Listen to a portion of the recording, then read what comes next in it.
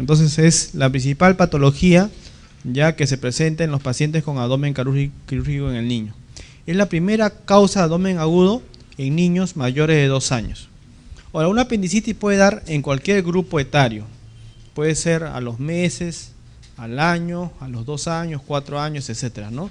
Lo malo es que en niños muy pequeñitos, menores de 2 años o menores de 3 años, es bastante difícil hacer el diagnóstico, ¿ya? Porque muchas veces si un niño tiene dolor abdominal de 3 meses, llora, es casi imposible hacer diagnóstico de apendicitis.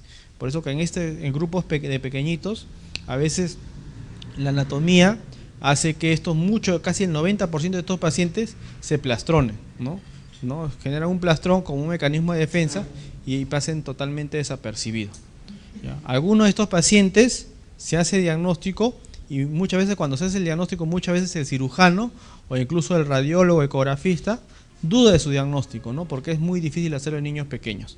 Pero como ya mencioné, es la primera causa de abdomen quirúrgico en niños mayores de 2 años, ¿ya?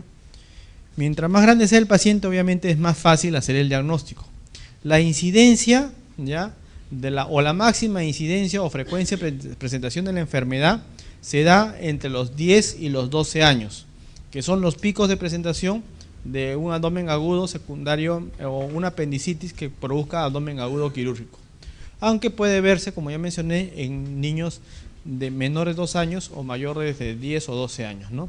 Obviamente la apendicitis también puede ocurrir en el adulto. En varones definitivamente es relativamente más frecuente que en las mujeres, ¿no? Y generalmente tiene un comportamiento estacional. En los meses cálidos, o sea, en primavera o en verano, ya se da una mayor frecuencia de presentación de estos casos de apendicitis, ¿ya? Existe una serie de factores que muchas veces condicionan el riesgo para que estos pacientes puedan hacer apendicitis. Algunos de ellos ya son los factores genéticos, ¿no?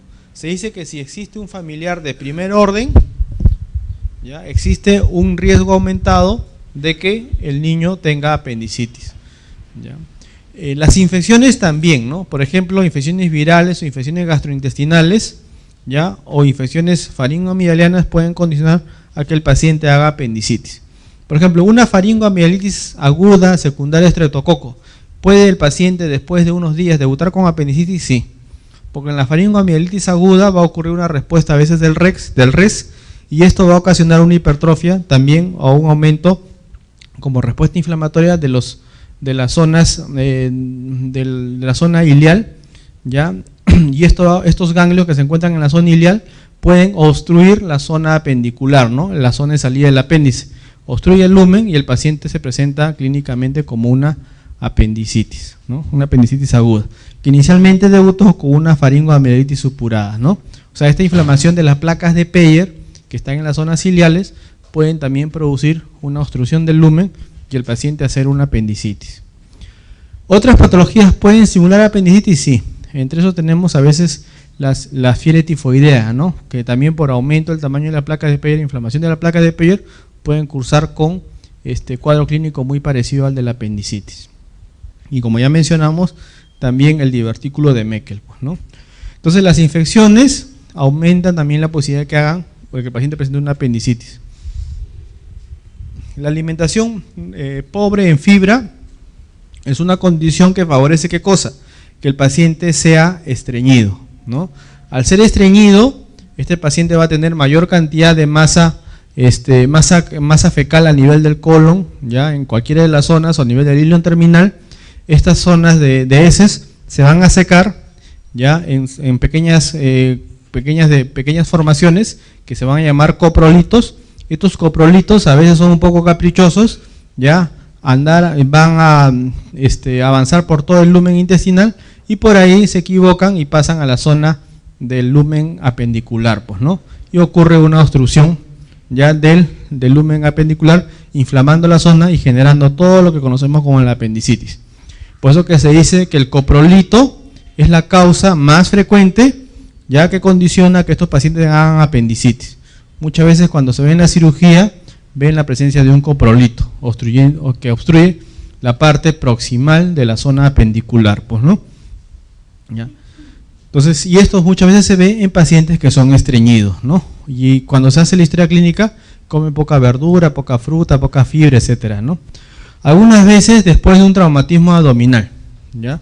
Producto del golpe, justo hay una laceración, una contusión en la zona ilial, inflama, se edematiza, y esta edematización o inflamación genera que la zona proximal del apéndice se obstruya, generando secundariamente una apendicitis. ¿Ya? Entonces no es solamente un solo factor que condiciona, es multifactorial, ¿no? ¿Ya? El promedio más o menos, ya se dice que en un servicio de urgencias o emergencia, un 9% tiene falsos positivos. O sea, de cada 100 pacientes que entran a sala con diagnóstico de apendicitis, 9 ya entraron por las puras, ¿no? O sea, son falsos positivos. Y esto ocurre y siempre va a ocurrir, ¿no? Porque hay un montón de enfermedades asociadas. Entre ellos tenemos el divertículo de Mecke, tenemos a veces la fiebre tifoidea, ya tenemos a veces las tuberculosis intestinales, donde existe inflamación también de las placas de Peyer, o tenemos cualquier otra alteración a nivel de la zona apendicular, ¿no? Y entran y el apéndice está totalmente limpio. Obviamente nunca le dicen al familiar y siempre le dicen siempre le sacan el apéndice, ¿no? Para justificar a veces la entrada por las puras, ¿no? Pero esto siempre va a ocurrir. O sea, no es algo que sea raro, ¿no? Siempre va a pasar, ¿no?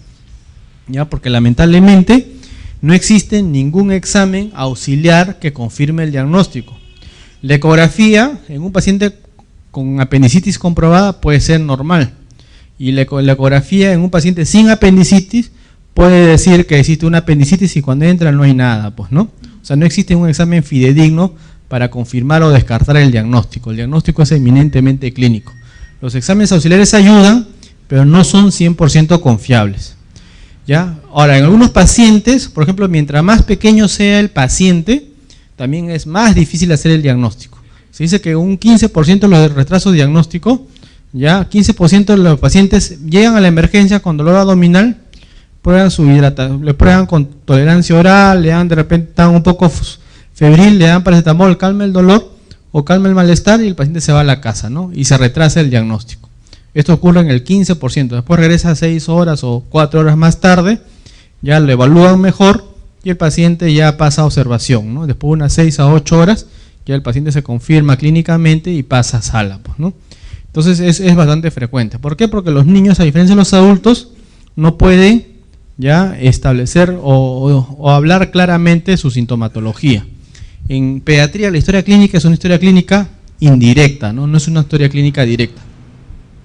O sea, preguntamos a la madre y depende de la información de la madre y la manera como preguntemos, llegamos al diagnóstico. Eso hace que mientras más pequeño sea el paciente, sea más difícil todo, ¿no? Entonces, a veces se retrasa el diagnóstico y a veces también se opera por las puras, ¿no? Pero eso es así, ¿ya? Porque el diagnóstico es eminentemente clínico. ¿Los exámenes pueden ayudar? Sí, pueden ayudar, pero no confirman, tampoco descartan, ¿no? Los tipos de apendicitis, ustedes ya lo saben, supongo que lo han hecho en la parte de cirugía. Ya, uno simple, existe una pérdida de continuidad de la mucosa, va a haber infiltrado de células inflamatorias, fundamentalmente los polimorfos nucleares, pues se llama apendicitis agudas, y gran cantidad de eosinófilos, ¿no? ¿Ya? Y también vamos a encontrar la presencia de foliculitis, es decir, la presencia de un flemón, en el caso de que existe un flemón apendicular, ¿no? Existe una apendicitis que es la úlceroflemonosa, que son formaciones de úlceras por necrosis, ¿ya? O la apendicitis gangrenosa, en donde ya existe compromiso vascular, ya en una zona del apéndice, puede ser en la parte proximal, en la parte medial, en la parte distal, pues, ¿no? Que va a haber una anatoma, desde el punto de vista de patología, va a haber una distorsión, ya una distorsión histológica, infiltrados y zonas de hemorragia. Ya, a mí puede haber crónica, claro, ¿no? Para ver cuando ocurre una fusión con las capas serosas subyacentes. Y esto algunos lo llaman como el flemón apendicular, ¿no? Generalmente las apendicitis agudas, ya el tratamiento siempre es quirúrgico. Cuando se produce el flemón apendicular o la fase flemonosa de la apendicitis, muchas veces la cirugía es de segunda intención, ¿no? Se estabiliza el paciente, analgésicos, antibióticos, y después a veces de 2 semanas, 8 semanas o 4 semanas, que baja la respuesta inflamatoria, el cirujano recién entra a sala, pues, ¿no? O sea, puede ser tratamiento médico dependiendo del tipo de apendicitis. La clínica, ya característico, es el dolor abdominal, las náuseas, los vómitos, la anorexia o hiporexia o fiebre. Pero muchas veces ¿no? No todo esto se presenta de manera permanente y clara en el paciente, ¿no? Algunas veces el paciente solamente viene con poco apetito, ¿no? Y un dolor no muy definido, ¿no? Entonces todos ustedes saben que el dolor abdominal tiene una característica importante, ¿no? Por ejemplo, si ustedes le dicen, sí doctor, mi hijo hace 6, 7 horas tenía dolor a nivel de la como dice la mamá, la boca del estómago, y de ahí el dolor ha ido bajando y ahora al nivel por decir, fosa ilíaca derecha, ahora le presenta dolor, ¿no? Entonces dice, bueno, eso es una apendicitis, ¿no? Tiene náusea, tiene vómitos, ha hecho fiebre, no quiere comer, ¿no? Cuando camina se encorva, ¿ya? Y no quiere moverse, está en una posición de recuperación o posición antálgica o de gatillo. Entonces el diagnóstico ahí es bastante sencillo, pues, ¿no? Pero muchos pacientes no vienen así. Algunos solamente vienen con un dolor difuso nada más, ¿no? Lo característico de la apendicitis es que el dolor es continuo, no es un dolor intermitente. Aunque algunos pacientes pueden tener dolor tipo cólico, salud, ¿ya? El dolor característicamente se inicia en la zona periumbilical y después progresa, ¿ya? Conforme avanzan las horas, al nivel de ¿dónde? De fosa ilíaca derecha. Por eso que el otro nombre de la apendicitis aguda es síndrome de fosa ilíaca derecha, pues, ¿no? El dolor inicialmente no es muy intenso, ¿ya? Pero sí continuo, y conforme avanzan las horas, el dolor se hace más intenso, más persistente, pues, ¿no? Y pueden tener sintomatología asociada. A veces la fiebre puede preceder al dolor, y a veces la fiebre puede presentarse después de iniciar el dolor. Inicialmente se dice, ¿ya?, que un tercio, o sea, 1 de cada 3 pacientes, el dolor es en fosa ilíaca derecha, no siempre va a empezar en la zona periumbilical. Y un 15% puede tener un dolor abdominal generalizado de inicio, sin tener localización específica en fosa ilíaca derecha. El dolor obviamente empeora con el movimiento, empeora cuando el paciente tose o cuando el paciente salte, pues, ¿no? Como todos ustedes saben, cuando una víscera está inflamada, lo único que la víscera que quiere es que no se le movilice. Por eso que la tos, el salto, ¿ya?, o la actividad física empeora el dolor, pues, ¿no? Pero como ya mencioné, no todos vienen con un dolor característico, ¿no? Otra presentación clínica son los vómitos, ¿ya?, y la presencia de anorexia o hiporexia. Generalmente, ya típicamente aparece después de comenzar el dolor abdominal. Ese es característico de los vómitos, aunque algunas veces empiezan antes, ¿no? Casi 1 de cada 5 pacientes empieza a vomitar antes de que empiece el dolor, y eso a veces hace que el diagnóstico sea un poco más difícil, ¿no? Por ejemplo, si ustedes dicen, sí doctor, mi hijo ha vomitado, ¿no?, ya tiene dolor abdominal, justo le escuchan los ríos hidrocálidos están aumentados, entonces no hay diarrea todavía, pues usted dice, bueno señor, de repente su hijo va a hacer diarrea, y justo tenía una presentación atípica, una apendicitis, ¿no? Entonces puede confundir el diagnóstico, ¿ya? Los vómitos cuando se presentan tampoco no son muy frecuentes, son vómitos, el paciente está más nauseoso, ¿ya? Está nauseoso todo el día, pero vomita 1, 2 o 3 veces, ¿no? No es muy intenso el vómito. La fiebre también es otra manifestación de la apendicitis, generalmente se da al inicio del cuadro en las primeras 24 horas. Inicialmente no es muy intensa, ya 37,5, 38, pero conforme el paciente se va complicando, la fiebre se puede aumentar aún más, ¿no? Ya, porque el paciente con apendicitis, en donde necesita una colonización también de gérmenes, puede tener, si es que se hace muy tardío el diagnóstico, una peritonitis, una sepsis, punto de partida apendicular, ¿no? Otros síntomas que también podemos encontrar en estos pacientes es la diarrea. Ya 9 a 16% de pacientes cursan con diarrea. Lo característico es que el paciente con apendicitis, ya producto de la irritación de la víscera, tenga una disminución de la movilidad, o sea, cursen con estreñimiento. Ese es lo característico, pero un 9 a 16 o 15% de pacientes pueden tener diarrea, sobre todo en aquellos pacientes con apendicitis retrocecal, en donde como tiene localización retrocecal, esto irrita la zona y puede producir como pequeños despeños diarreicos. O sea, no son diarreas acuosas ni abundantes, ¿no? Son como despeños diarreicos que se pueden confundir en el diagnóstico. Un grupo de pacientes también pueden presentarse con la presencia de estreñimiento. O sea, no defecan, ¿no? Ya no defecan estos pacientes y pueden hacer sospechar de apendicitis. Otro grupo hacen disuria. Incluso un grupo de pacientes con apendicitis tienen, ¿qué cosa? Ya un examen de orina patológica sin tener una infección urinaria. Y a veces la zona inflamatoria del apéndice inflama toda la zona periférica o anexa a ella, y hace que el paciente, por respuesta inflamatoria, por generación de inflamógenos, genere un examen de orina patológica. Y cuando recibimos el cultivo después de 3 días, el cultivo es negativo, pues, ¿no? Entonces era una respuesta inflamatoria nomás por un órgano anexo cercano a la zona renal o de vías urinarias, pues, ¿no? ¿Ya? Entonces estos síntomas muchas veces confunden el diagnóstico, ¿ya? Por ejemplo, si el paciente hace fiebre, vómitos y diarrea, ¿qué es lo más probable que sea? Una diarrea, pues, ¿no? Nadie va a pensar en apendicitis si tiene fiebre, vómitos y diarrea. Obviamente lo trata siempre por lo más frecuente, ¿ya? Pero si en el tratamiento lo más frecuente el paciente no mejora, ya comienzas a pensar un poco en difícil, pues, ¿no? Ya recién comienzas a sospechar. Igualito, ¿no? Si el paciente no hace, la mamá dice, doctor, lo traigo porque mi hijo está vomitando, tiene dolor de barriguita y hace 4 días que no hace. Ustedes le palpan, cuerda cólica palpable, ruidos sidoáreos, ¿no?, aumentados, ¿no? Entonces, ¿qué es lo más probable que sea? Obviamente una impactación fecal, pues, ¿no? Le ponen su enema. Normalmente en la impactación fecal, cuando le colocan el enema, el paciente debe calmar toda la sintomatología. Debe ceder los vómitos, debe ceder el dolor, el apetito se recupera, todo como si hubiera empezar todo de nuevo, ¿no? Le ponen el enema, evacúa, y después de evacuar el paciente sigue con dolor. Entonces era una apendicitis que también cursó, o un estreñimiento que también cursaba con apendicitis, pues, ¿no? Entonces hace o confunde el diagnóstico, pero cuando nosotros establecemos un diagnóstico, siempre establecemos por orden de frecuencia, siempre vemos lo más frecuente, ¿ya? Igual, si ustedes tienen una niña que orina cada rato, que tiene dolor al orinar, le toman un examen de orina patológico y le hacen puntos renouretrales que están cerca a la zona apendicular, positivo, ¿qué es lo más probable que sea? Una infección urinaria. Pues nadie va a decir, no, es una apendicitis, prequirúrgico y prepararlo a la sala, nadie va a hacer eso, pues, ¿no? Entonces le dan tratamiento, ¿ya?, para el dolor, todo eso, y el paciente no mejora, está vomitando, ya comienza a hacer fiebre, todo eso.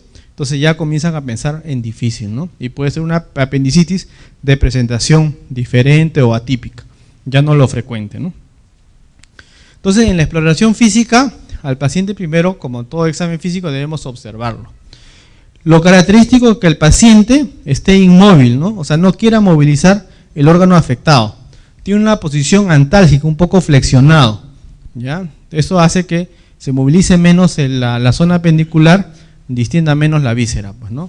Y el andar o el caminar lo hace despacio, ¿no? Es difícil encontrar un niño con apendicitis que esté saltando, esté tosiendo, esté gritando, ¿no? O esté corriendo, ¿no? Por lo general están en posición antiálgica, es por lo general.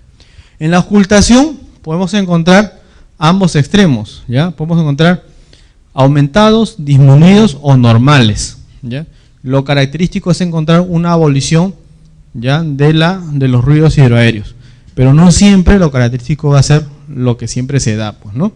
A veces encontramos ruidos aumentados y esto a veces confunde el diagnóstico, ¿no?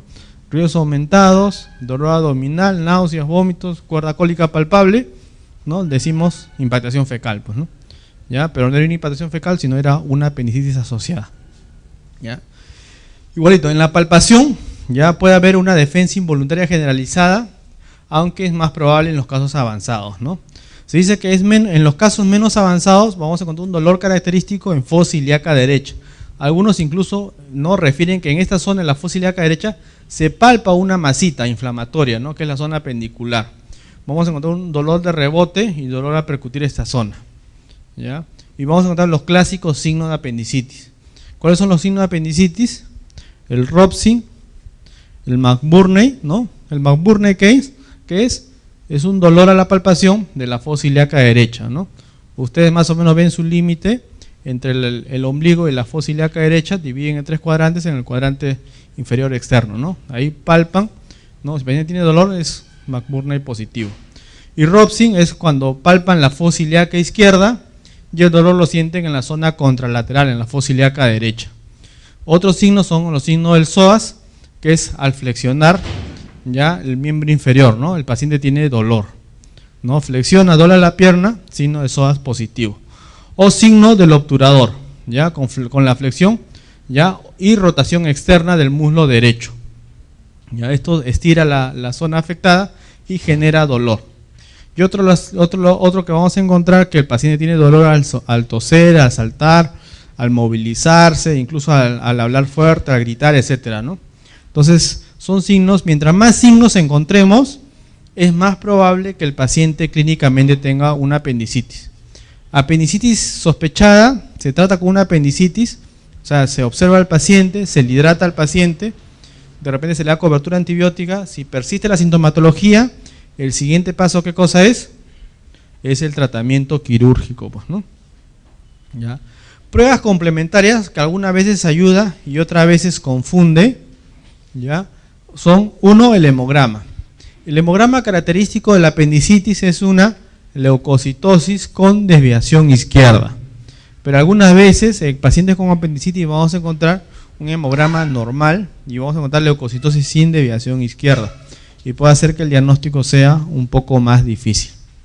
Otras veces vamos a encontrar alguna prueba de un marcador inflamatorio positivo. Entre ellos tenemos el PCR, que es poco específica, ¿no? El hecho de que salga negativo no descarta que sea apendicitis, por eso que se llama prueba complementaria. Los exámenes de orina, ¿ya? Siempre es bueno pedir porque puede haber una infección urinaria concomitante, ¿ya? Aunque cuando tenemos un examen de orina patológico, ya el siguiente paso es pedir un cultivo como prueba confirmatoria, ¿no? Todos ustedes saben que el gold estándar de la infección para hacer diagnóstico de infección urinaria es el urocultivo, ¿ya? Las pruebas de imágenes ya muchas veces no son útiles, pero se suele pedir, ¿no? Cuando existe alguna duda diagnóstica. Entre ellos tenemos la radiografía, ¿ya? O tenemos la ecografía, ¿no? Ya la radiografía a veces podemos encontrar ¿qué cosa? ¿Ya? Podemos encontrar una asas distendida, podemos encontrar una zona más blanda a nivel de la zona de la zona ilial, ¿ya? Y podemos encontrar un ciego vacuo, pues, ¿no? Eso es característico de la radiografía de apendicitis. ¿Cómo podemos encontrar también una radiografía normal? Ya, los signos indirectos radiológicos de apendicitis, uno es la escoliosis antálgica, ¿no? Entonces el paciente siempre está doblado hacia la zona apendicular, ¿ya? ¿Para qué cosa? Para evitar que el apéndice se estire y produzca dolor. Entonces en la radiografía vamos a encontrar una escoliosis antálgica. Una sensación de masa, ¿no? Una zona blanquecina a nivel de la zona ilial. Y la presencia de una asa de intestino delgado fija, y algunas veces en grado más severo vamos a encontrar niveles hidroaéreos, ¿ya? Los estudios de imágenes como la tomografía o la ecografía, ¿no? Algunas veces se suele pedir, ¿no? Ya para a veces ayudar cuando existe mucha duda diagnóstica en el paciente o cuando estamos sospechando una complicación, ¿no? Por ejemplo, si tenemos un paciente que tiene una apendicitis, ¿ya? Clínica, pero tiene ictericia y hace fiebre persistente y bastante dolor, ¿ya? ¿En qué sospechamos? ¿Ah? En una pileflebitis, pues, ¿no? ¿Ya? Que hay una diseminación y el paciente a partir de una zona apendicular esté diseminando focos sépticos y hagan pequeñas zonas de ¿qué cosa? De abscesos, de microabscesos a nivel hepático, ¿no? Y eso característicamente se ve en pacientes con apendicitis, ya sea durante la apendicitis o post cirugía incluso, ¿ya? Y la única forma de hacer diagnóstico de eso es con una tomografía abdominal, ¿no? Como son pequeños abscesos, a veces la ecografía es poco sensible y poco específica para hacer ese diagnóstico. La ecografía abdominal a veces cuando existe mucha duda de diagnóstico puede ayudar, como también puede confundir. En la ecografía abdominal se dice que el diagnóstico con certeza se hace cuando existe una estructura tubular no compresible de diámetro transverso más de 6 milímetros o se ve un apendicolito con clínica sugestiva. Justo ve la zona apendicular y una zona, un coprolito que se ve ecográficamente. Entonces, más la clínica sugestiva hace diagnóstico de apendicitis. Y algunas veces, ¿no? Diagnóstico poco probable, que es lo que más frecuente de repente ustedes han leído, es la presencia de líquido libre o adenopatías periapendiculares, ¿no? Esto es poco probable que sea, pero más la característica clínica del paciente hace que sea sospechoso de apendicitis. Cuando normalmente el cirujano hace diagnóstico de apendicitis, siempre pasa a observación, hidratación y antibiótico terapia. Si el paciente persiste o aumenta la sintomatología, inmediatamente va a sala, pues, ¿no? El diagnóstico diferencial, ¿ya? Un diagnóstico diferencial importante son las neumonías.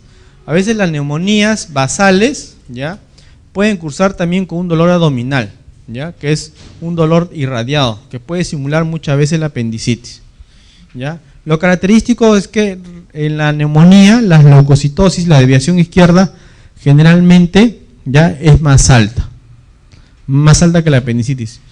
Vamos a encontrar también signos ya de compromiso respiratorio, ¿no? Tos, disnea, dificultad respiratoria, ¿ya? Entonces también esto nos ayuda a pensar que de repente es una neumonía. O sea, no todo dolor abdominal es compromiso abdominal, puede tener neumonía, ¿no? En nuestro medio, ya ¿cuántos de ustedes habrán visto o han sospechado neumonía cuando el paciente debutó con dolor abdominal? Estoy seguro que casi pocos o casi nadie, pues, ¿no? Pero en otros sitios, dentro de los criterios clínicos mayores para neumonía, está la presencia de dolor abdominal, ¿ya?, y fiebre, ¿ya? Por ejemplo, y eso se ve en niños más grandes, más de 10, 12 años, ¿no? Nosotros todavía no tenemos, de repente es por el mismo comportamiento racial de la población, ¿no? Es muy poco frecuente que nosotros sospechemos de apendicitis o de neumonía en pacientes con dolor abdominal, ¿no? Pero en otras poblaciones sí lo hace, ¿ya? Pero para ellos es un criterio casi mayor, pues, ¿no? Otra presentación o diagnóstico diferencial son las adenitis mesentéricas, ya en las infecciones respiratorias. Por ejemplo, la faringomielitis aguda, supurada, secundaria estreptococo beta hemolítico del grupo A, ya existen ciertos criterios clínicos, que es adenopatía cervical anterior, grandes y dolorosas, ¿no? Cervical anterior. Si decimos cervical posterior, pensamos más en rubiola, pues, ¿no? Cervical anterior, grandes y dolorosas. Así como se inflama esa zona de ganglios, también el paciente puede cursar con inflamación de ganglios de otra zona porque es una respuesta sistémica. Y si se inflama las zonas que están circundantes a las placas de Peyer, el paciente puede tener dolor abdominal, ¿no? Ya secundaria a una adenitis mesentérica. Y es igualito, ¿no? Leucocitosis, desviación izquierda, fiebre, náuseas, vómitos, ¿ya? Entonces, cuando sospechemos apendicitis, debemos evaluar clínicamente y totalmente al paciente, pues, ¿no?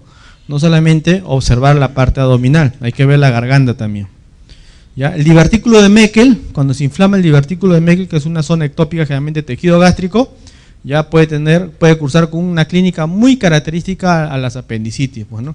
Obviamente, si hay rectorragia, hace que uno esté pensando más en un divertículo de Meckel que en una apendicitis, ¿ya? Pero si solamente hay dolor, ¿no?, el diagnóstico diferencial más importante ya viene a ser el de divertículo de Meckel versus apendicitis. Muchas veces los plastrones se suelen palpar, ¿no? ¿Ya? Se confirma por estudio de imágenes como una ecografía, ¿ya? Y en este caso la conducta, como ya mencioné, es expectante, ¿no? El estreñimiento también está dentro del diagnóstico diferencial, ¿ya? Algunos pacientes son estreñidos puros y otros tienen estreñimiento más apendicitis. Por lo general, después de haber evacuado todo con un enema, el paciente está normal, pues, ¿no? Ya, normal. Incluso el paciente con estreñimiento puede tener leucocitosis.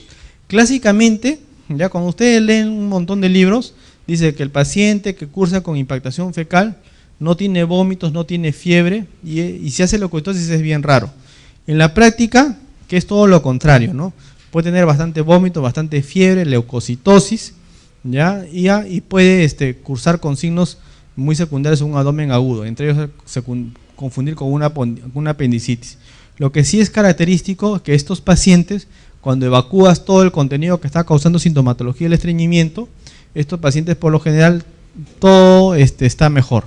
Comienzan a tolerar mejor la dieta, comienzan a caminar mejor, a hacer menos fiebre, a tener un mejor semblante, ¿no? Y es casi inmediato. La gastroenteritis también, pues, ¿no? ¿Ya? La gastroenteritis también puede cursar con dolor abdominal, ¿ya? Y esto puede simular una apendicitis. La peritonitis primaria secundaria estreptococo también puede cursar con un dolor abdominal, pues, ¿no?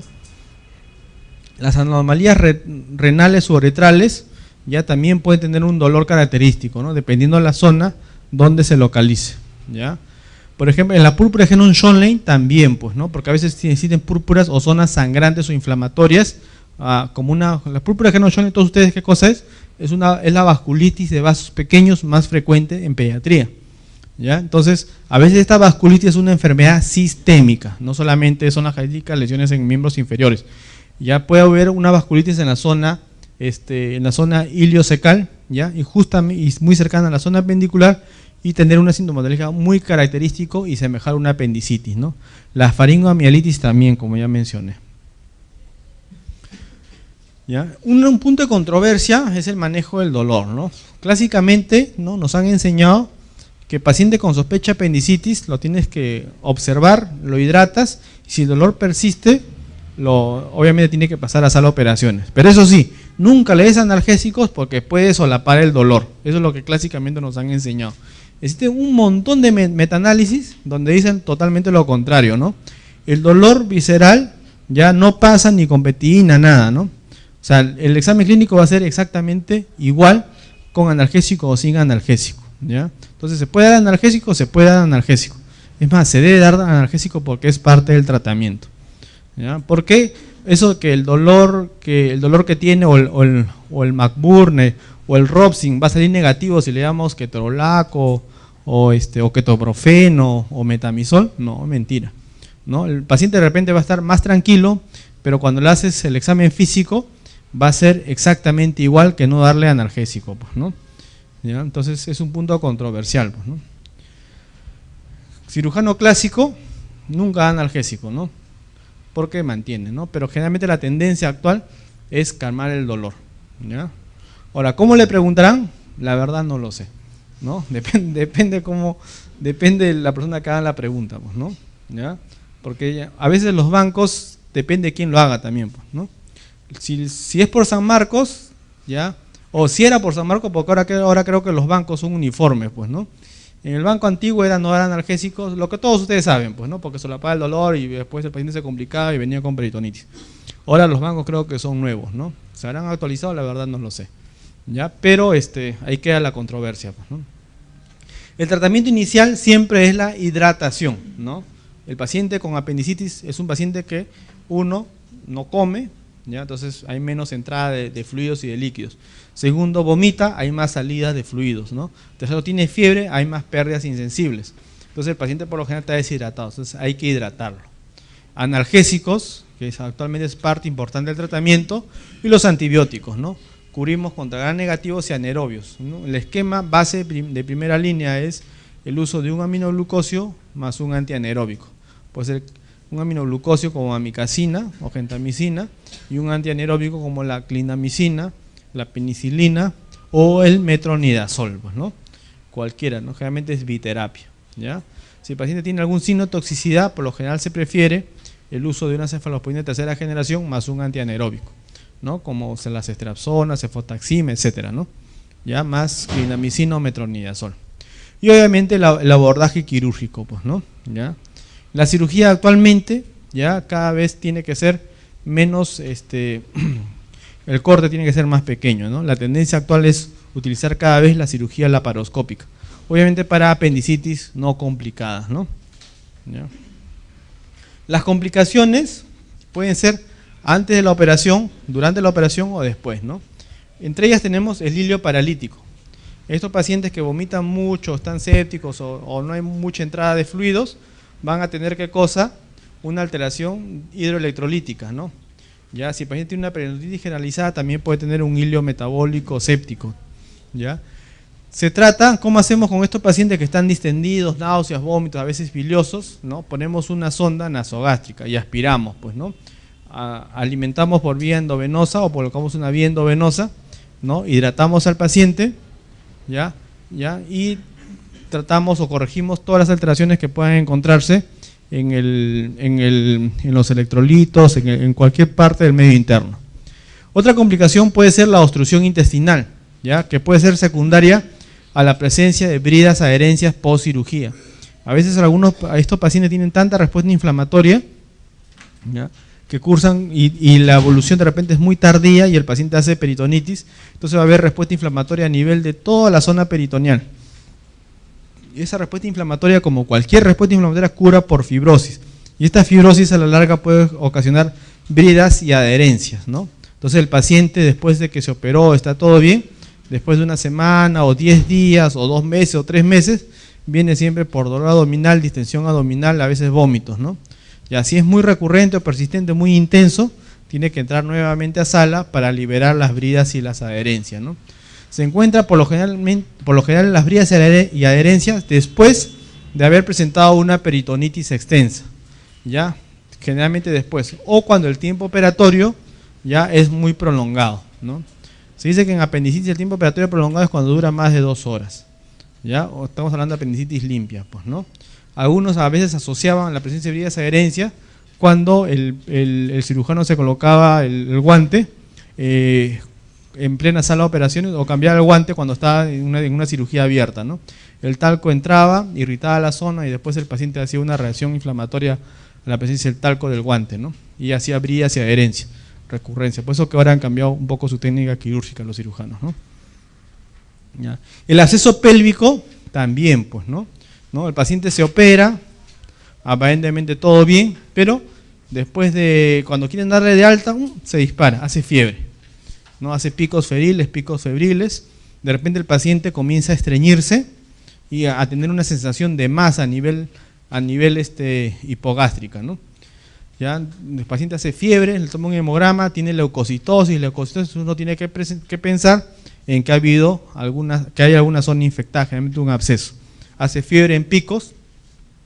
Si es grandecito, le hacen un tacto rectal, ¿ya? Y vemos que la zona rectal está más caliente, ¿ya? Y vamos, el fondo de saco de Dula está más abombado, hay como una pequeña masa, probablemente sea un absceso pélvico. Esto lo podemos confirmar por ecografía, en algunos casos se llega hasta la tomografía, y lo que se hace es tratamiento inicialmente médico, pues, ¿no? Si es muy grande, bueno, hay que volver a entrar a la sala, ¿no? Otras complicaciones son los abscesos subfrénicos o los abscesos subhepáticos. Como cualquier absceso, igual el paciente persiste febril, pues, ¿no? Tiene vómitos, hay defensa abdominal, etcétera, ¿no? Hay dolor torácico, anorexia. Como tiene dolor torácico, muchas veces ya se le toma una radiografía de tórax, porque a veces una de las complicaciones de la apendicitis también son las neumonías, eso falta acá.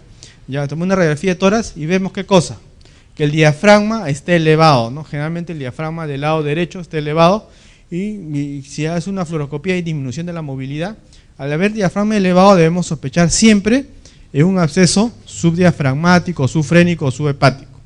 Ya le tomamos una ecografía y la ecografía obviamente observa el absceso, pues, ¿no?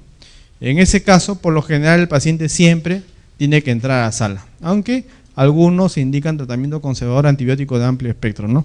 Pues la conducta más aceptada es volver a entrar a la sala, ¿no? ¿Ya? Entonces, eso en relación a... Otra de las complicaciones, como ya mencioné, es la neumonía, ¿ya? Generalmente los pacientes con apendicitis casi siempre, si bien es cierto el tiempo operatorio es corto, ya estos pacientes son intubados, todo eso, ¿no? Y puede haber neumonías asociadas a todo el procedimiento. Entonces, el paciente con apendicitis es un paciente, mientras más pequeño sea, el diagnóstico es más difícil, ¿ya? Y esto hace que dificulte que sea más tardío, y mientras más tardío sea el diagnóstico, mayor posibilidad de complicaciones existen en el paciente.